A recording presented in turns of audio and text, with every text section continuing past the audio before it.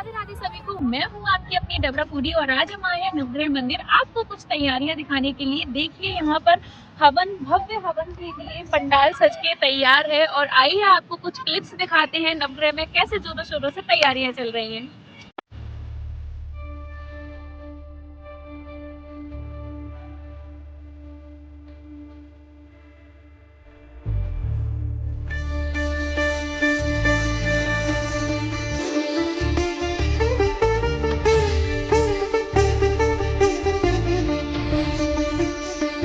ना ही ये अयोध्या का राम मंदिर है और ना ही वृंदावन का प्रेम मंदिर।